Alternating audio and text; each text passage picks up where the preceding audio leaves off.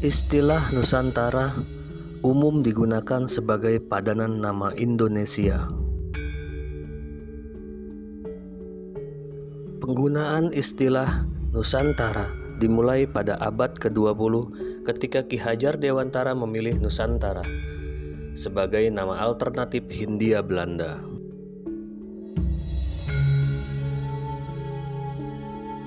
Saat itu, istilah Nusantara banyak digunakan dalam perjuangan pergerakan kemerdekaan.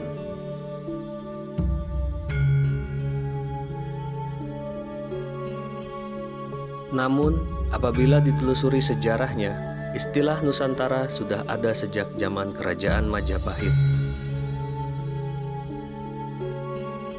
Pada masa itu, istilah Nusantara tak merujuk pada wilayah kepulauan Indonesia seperti saat ini, tetapi hanya mencangkup daerah di luar Kerajaan Majapahit yang perlu ditaklukkan, termasuk Malaysia dan Singapura. Lantas, bagaimana sejarah nama Nusantara hingga akhirnya digunakan secara spesifik untuk merujuk wilayah Indonesia?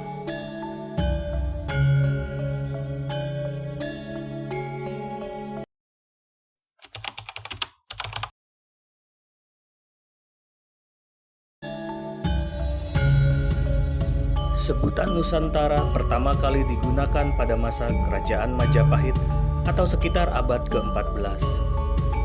Bukti bahwa penggunaan istilah Nusantara lahir pada masa Majapahit dapat dilihat dari isi Sumpah Palapa yang diucapkan oleh Mahapati Gajah Mada pada tahun 1336.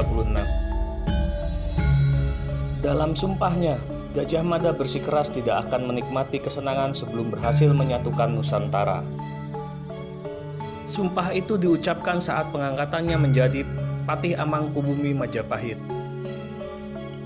Sumpah Palapa berbunyi, lamun huwus kalah Nusantara, isun amukti palapa, lamun kalah ring Gurun, ring Seran, Tanjung Pura, ring Haru, ring Pahang, Dompo, ring Bali, Sunda, Palembang, Tumasik, Samana, isun amukti palapa.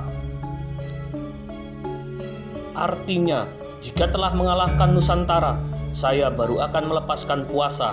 Jika mengalahkan Gurun, Seram, Tanjung Pura, Pahang, Dompo, Bali, Sunda, Palembang, Tumasik, demikian saya baru akan melepaskan puasa.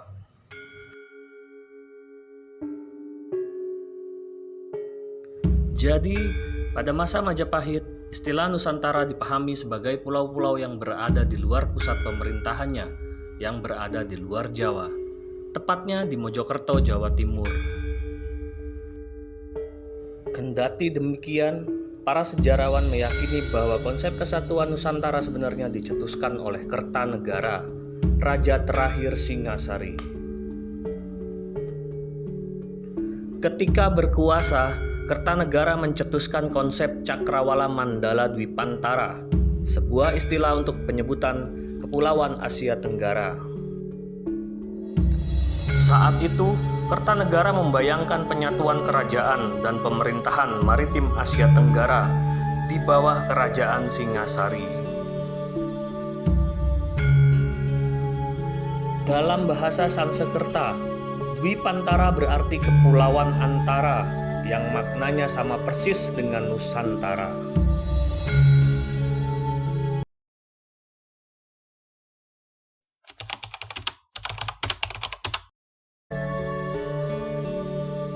Istilah Nusantara juga muncul dalam kitab Negara Kertagama dan Pararaton yang ditulis pada masa Majapahit. Dalam Negara Kertagama, Nusantara mencakup sebagian besar wilayah Indonesia saat ini dan beberapa negara tetangga seperti Malaysia, Singapura, dan Brunei. Secara politis, kawasan Nusantara terdiri dari gugusan atau rangkaian pulau yang terdapat di antara benua Asia dan Australia. Dalam perkembangan selanjutnya, Nusantara pernah digunakan dalam literatur berbahasa Inggris untuk menyebut Kepulauan Melayu.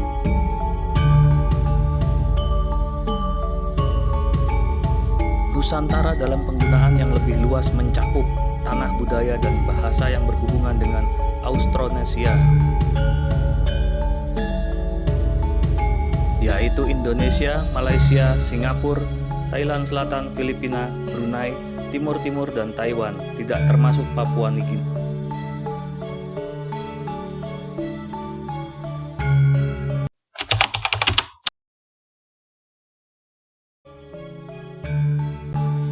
Setelah Majapahit runtuh pada abad ke-15, istilah Nusantara sempat terlupakan. Barulah pada awal abad ke-20, istilah Nusantara kembali dihidupkan oleh Ki Hajar Dewantara, pendiri Taman Siswa yang juga merupakan tokoh pendidikan nasional. Saat itu, Nusantara digunakan sebagai nama alternatif untuk menyebut Hindia Belanda yang meliputi seluruh wilayah Indonesia dari Sabang sampai Merauke. Dan ketika Negara Kesatuan Republik Indonesia ditetapkan sebagai nama resmi Indonesia, Nusantara tetap digunakan sebagai padanan nama Indonesia sampai saat ini. Terima kasih sudah gabung di channel Ayah Sarip Official. Jangan lupa di like and subscribe. Kita jumpa lagi di video Napak Tilas Kebangsaan di episode selanjutnya. Terima kasih, sampai jumpa.